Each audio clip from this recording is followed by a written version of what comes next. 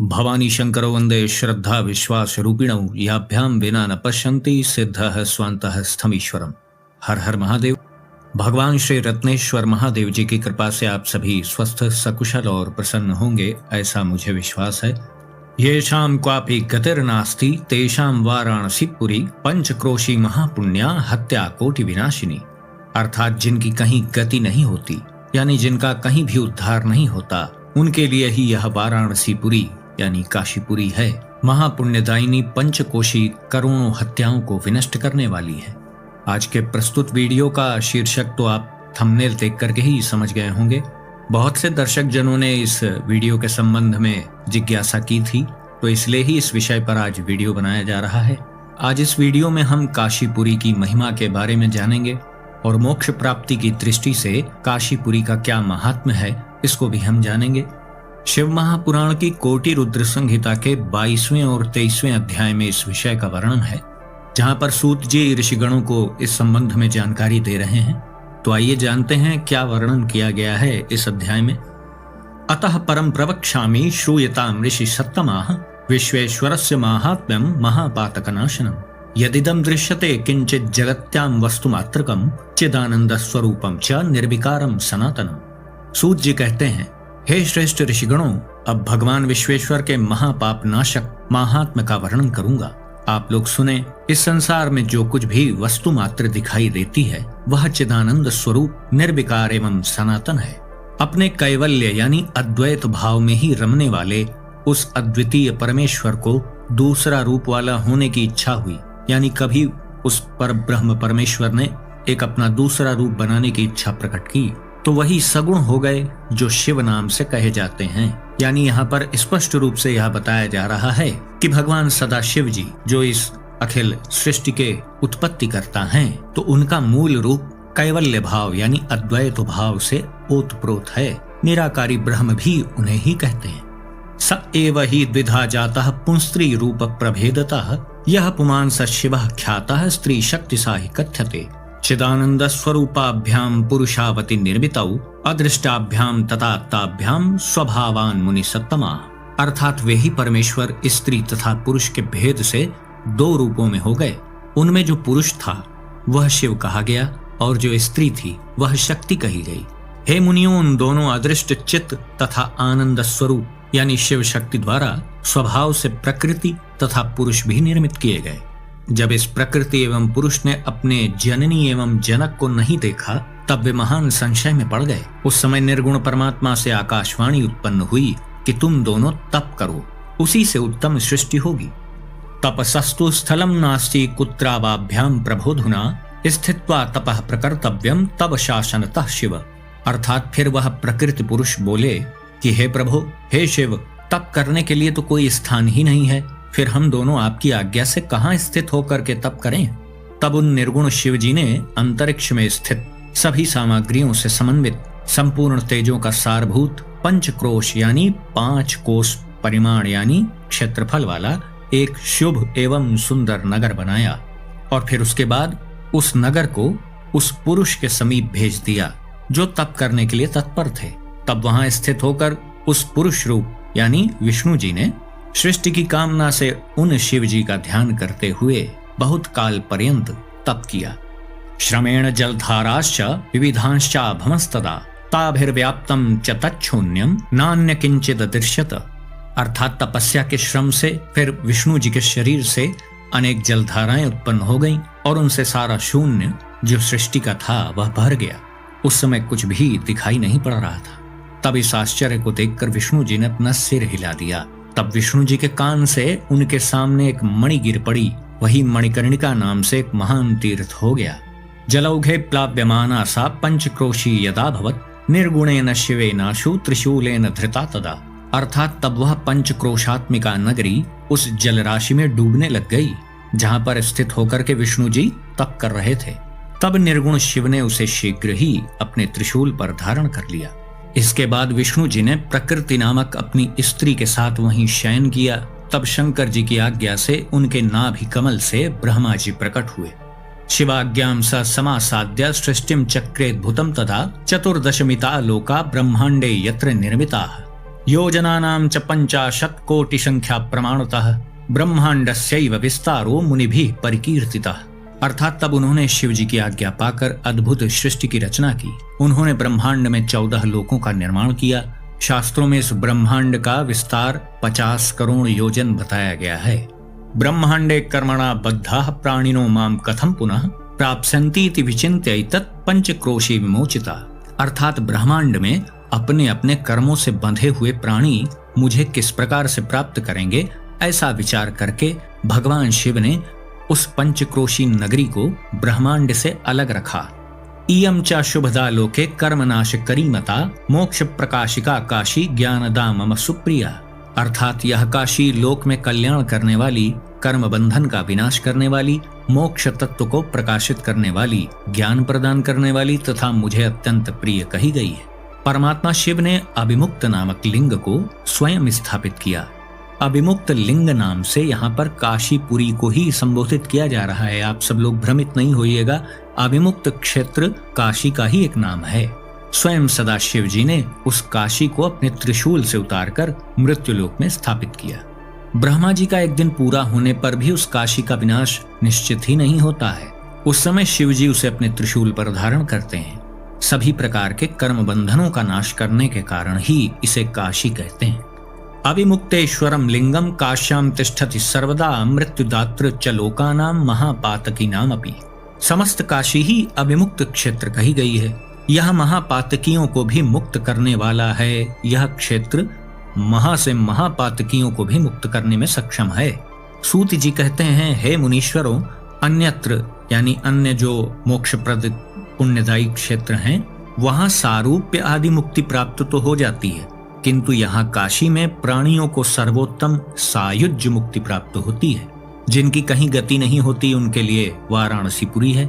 महापुण्यदायिनी पंचकोशी करोड़ों हत्याओं के पाप को विनष्ट करने वाली है। सभी देवता लोग भी यहाँ मृत्यु की इच्छा करते हैं, फिर दूसरों की क्या बात कही जाए। शंकर जी को प्रिय यह नगरी सर्वदा भोग एवं मोक्ष को देने वाली है। ब्रह्माचाश्लाघते चामुं विष्णु सिद्धाश्च योगिनः मुनयश्च तथैवान्ये त्रिलोकस्था जनाः सदा काश्याश्च महिमानं वै वक्तुं वर्षशतैरपि शक्नोम्यहं न सर्वं हि यथा शक्ति ब्रुवे तथा।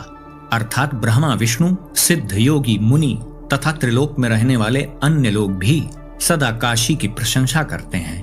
हे महर्षियों, मैं काशी की संपूर्ण महिमा को 100 वर्षों में भी नहीं कह सकता हूँ, फिर भी यथाशक्ति वर्णन करने का प्रयास कर रहा हूँ। अब आगे का श्लोक बड़ा महत्वपूर्ण है, उसे आप लोग ध्यान दें। कैलाशस्य पतिर्यो वै ह्यन्तः सत्तो बहिस्तमा कालाग्निर्नामतः ख्यातो निर्गुणो गुणवान भवः प्रणिपातैरनैकैश्च वचनम चेदमब्रवीत।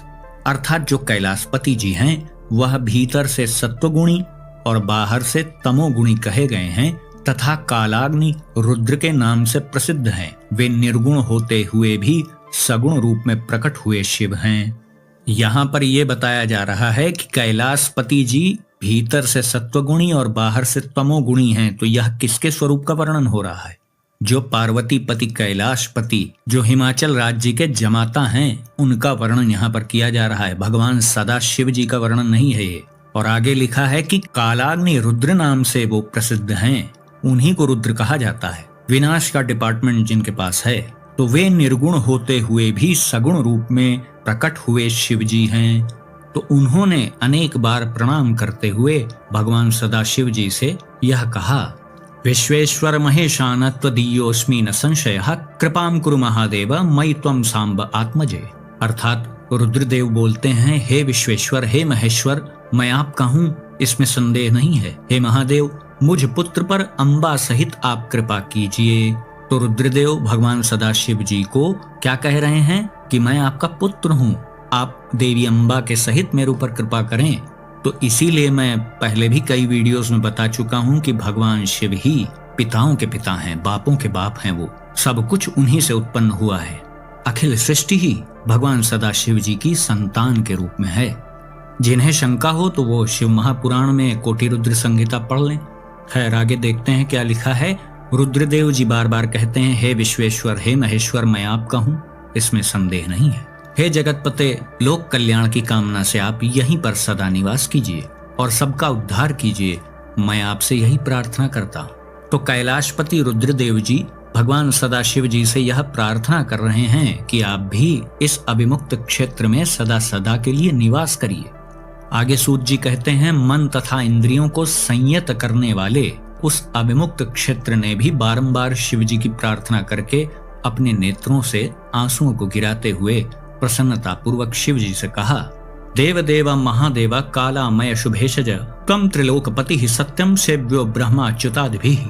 अर्थात वह अभिमुक्त क्षेत्र बोलता है, हे देवाधिदेव, हे महादेव, हे काल रूपी रोग की उत्तम औषधि, सचमुच आप त्रिलोकपति हैं और ब्रह्मा तथा विष्णु आदि के द्वारा सेवनीय हैं। हे देव, आप काशीपुरी में अपनी राजधानी स्वीकार कीजिए और मैं अचिंत सुख के लिए आपका ध्यान करता हुआ यहीं सदा निवास करूंगा। आप ही मुक्तिदाता एवं कामनाओं को पूर्ण करने वाले हैं, दूसरा कोई नहीं है, इसलिए आप लोकोपकार के लिए सदा यहीं निवास करें। हे सदाशिव जी, आप यहाँ पर निवास करते हुए संसार सागर से सभी जीवों का उद्धार कीजिए और भक्तों का कार्य पूर्ण कीजिए, मैं आपसे बारंबार प्रार्थना करता हूँ। इत्येवं प्रार्थितस्तेन विश्वनाथेन शंकरः लोकानामुपकारार्थं तस्थौ तत्रापि सर्वराट। अर्थात आगे सूत जी कहते हैं, इस प्रकार उन सबके प्रार्थना किए जाने पर सबके स्वामी भगवान सदाशिव जी लोक कल्याण की भावना से वहां पे निवास करने लगे। जिस दिन से वह काशी में आए तभी से वह काशी सर्वश्रेष्ठ हो गई। किसी समय पार्वती जी ने बड़ी प्रसन्नता से संसार के हित की कामना से काशीपुरी का महात्म्य शिव जी से पूछा। अस्य क्षेत्रस्य माहात्म्यं वक्तुमर्हस्य शेषतः ममोपरि कृपां कृत्वा लोकानां हितकाम्यया। अर्थात माता पार्वती जी बोलती हैं, हे शिव जी, आप लोकहित की कामना से मेरे ऊपर कृपा करके इस क्षेत्र का महात्म्य पूर्ण रूप से कहने की कृपा करें। देवी का यह वचन सुनकर देवाधिदेव जगत प्रभु ने जीवों के कल्याण के लिए उन भवानी से कहा, साधु पृष्ठम त्वया भद्रे लोकानां सुखदम शुभम कथयामि यथार्थम वै माहात्म्यम विमुक्तयो इदं गुह्यतमं क्षेत्रम सदा वाराणसी मम सर्वेषामेव जन्तूना हेतुर्मोक्षस्य सर्वथा। अर्थात भगवान महादेव जी कहते हैं, हे भद्रे, तुमने लोक का कल्याण करने वाला तथा सुखदायक शुभ प्रश्न किया है। अब मैं अविमुक्त तथा काशी के यथार्थ महात्म्य का वर्णन करूंगा। यह वाराणसी सदा मेरा गोपनीय क्षेत्र है और सब प्रकार से सभी प्राणियों के मोक्ष का हेतु भी है। इस क्षेत्र में सिद्धगण अनेक प्रकार का चिन्ह धारण करके मेरे लोक की प्राप्ति करने की इच्छा से मेरा व्रत धारण करके सर्वदा यहाँ निवास करते हैं। यहाँ पर वे सिद्धगण अपने मन तथा इंद्रियों को वश में करके महायोग का अभ्यास करते हैं एवं भोग तथा मोक्ष देने वाले श्रेष्ठ पशुपत व्रत का आचरण करते हैं। रोचते में सदा वासो वाराणस्याम महेश्वरी हेतुना येन सर्वाणि विहाय शृणु तद्ध्रुवम्। अर्थात हे महेश्वरी, जिस कारण से सब कुछ छोड़कर वाराणसी में निवास करना मुझे निश्चय ही अच्छा लगता है, उसे तुम सुनो। जो मेरा भक्त है एवं जो ज्ञानी है, वे दोनों ही मुक्ति के भागी हैं। उन्हें किसी अन्य तीर्थ की अपेक्षा नहीं रहती है। उनके लिए विहित एवं अविहित दोनों ही प्रकार के कर्म समान हैं।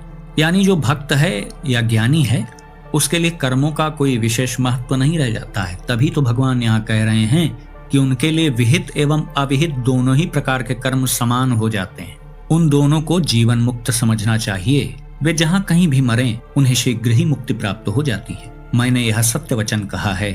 हे देवी, हे परम शक्ति स्वरूपिणी, इस सर्वश्रेष्ठ अविमुक्त नामक तीर्थ में जो विशेषता है उसे तुम ध्यान से सुनो। सर्वे वर्णा आश्रमाश्च बाल यौवन वर्धकाः अस्याम पुर्याम मृताश्चेत्स्युर्मुक्ता एव न संशयः। अर्थात सभी वर्ण तथा आश्रम के लोग, चाहे वो बालक हों, युवा हों अथवा वृद्ध हों, इस पुरी में मरने पर अवश्य मुक्त हो जाते हैं, इसमें संदेह नहीं है। पवित्र हो, अपवित्र हो, कन्या हो या विवाहिता हो, विधवा हो, वंध्या हो, रजस्वला हो, प्रसूता हो अथवा असंस्कृता यानी कोई असभ्य स्त्री ही क्यों न हो, अर्थात चाहे जैसी कैसी भी स्त्री हो, यदि वह इस क्षेत्र में मर जाए तो मुक्ति प्राप्त कर लेती है, इसमें संशय नहीं है। स्वेदज, अंडज, उद्भिज अथवा जरायुज, ये जितने भी प्रकार के प्राणी हैं, यहाँ मरने पर जैसा मोक्ष प्राप्त कर लेते हैं वैसा अन्यत्र कहीं भी नहीं है। ज्ञानापेक्षा न चात्रैव भक्त्यपेक्षा न वै पुनः कर्मापेक्षा न दिव्यत्र दानापेक्षा न चैवहि। अर्थात हे देवी, यहाँ न ज्ञान की अपेक्षा है, न भक्ति की अपेक्षा है, न सत्कर्म की अपेक्षा है और न दान की ही अपेक्षा है। यहाँ न संस्कार की अपेक्षा है और न ध्यान की ही अपेक्षा कही गई है। यहाँ न नाम की अपेक्षा है, न पूजा पाठ और न उत्तम जाति पाति की ही कोई अपेक्षा की जाती है। जो कोई भी मनुष्य मेरे इस मोक्षदायक क्षेत्र में निवास करता है, वह चाहे जिस किसी प्रकार से मरा हो, निश्चय ही मोक्ष को प्राप्त कर लेता है। ऐसा भगवान सदाशिव जी माता पार्वती जी से कहते हैं। हे प्रिय, यह मेरा दिव्यपुर गुह्य से भी गुह्यतर है, यानी अत्यंत गोपनीय है। हे पार्वती, ब्रह्मा आदि भी इसका महात्म्य नहीं जानते हैं। अतः सभी स्थितियों में मोक्ष प्रदान करने के कारण यह महान क्षेत्र अविमुक्त कहा गया है। हर बंधनों से जो क्षेत्र मुक्त है वही अविमुक्त है। काशी के अलावा अन्य किसी तीर्थ क्षेत्र में यह गुण नहीं है, इसीलिए ही काशी को अविमुक्त क्षेत्र कहा जाता है। अपनी इच्छानुसार भोजन करता हुआ, शयन क्रीड़ा आदि करता हुआ, विविध प्रकार की क्रियाओं को करता हुआ व्यक्ति भी अविमुक्त क्षेत्र में यदि प्राण त्याग कर दे तो वह मोक्ष का अधिकारी हो जाता है। कृत्वा पाप सहस्त्राणि पिशाचत्वं वरम नृणाम न च क्रतु सहस्रत्वं स्वर्गे काशीम पुरीम विना।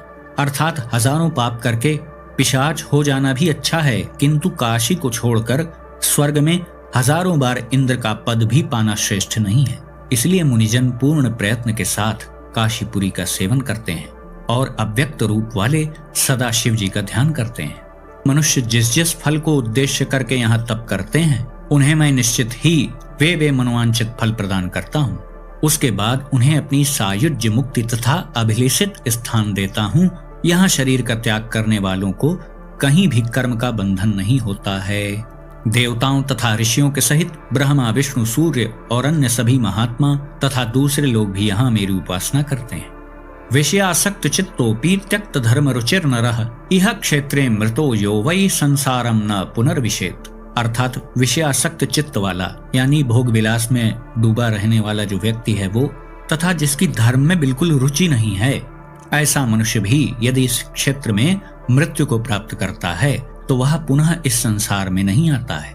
फिर ममता से रहित, धैर्यवान, सत्व गुण में स्थित, अहंकार रहित, पुण्यात्मा तथा सर्वारंभ परित्यागी यानी निष्काम कर्म करने वाला जो व्यक्ति है, तो उनका फिर कहना ही क्या, वे सभी तो मुझ में ही लीन रहते हैं।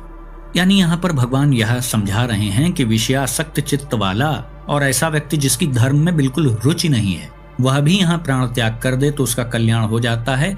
तो फिर जो कल्याण की इच्छा से सत्वगुण को धारण करके सत्कर्म करते हुए काशीपुरी में रह रहा है और प्राण त्याग कर देता है, तो फिर उसकी गति क्या होगी, आप स्वयं अनुमान लगा लें। हजारों जन्म लेने के पश्चात योगी पुरुष यहाँ जन्म प्राप्त करता है। वह यहाँ मरने पर परम मोक्ष प्राप्त करता है। हे पार्वती, यहाँ पर मेरे भक्तों ने अनेक लिंग स्थापित किए हैं जो कामनाओं को पूर्ण करने वाले एवं मोक्ष देने वाले हैं। पंचक्रोशम चतुर्दिक्षु क्षेत्र में तत्प्रकीर्तितम समन्ताच तथा जंतोर मृत काले मृतप्रदम। अर्थात यह क्षेत्र चारों दिशाओं में सभी ओर 5 कोस तक फैला हुआ कहा गया है। इसमें कहीं भी मर जाने पर प्राणी को अमृतत्व की प्राप्ति होती है। इसे जानकर मनुष्य को अविमुक्त क्षेत्र का विधिवत सेवन करना चाहिए।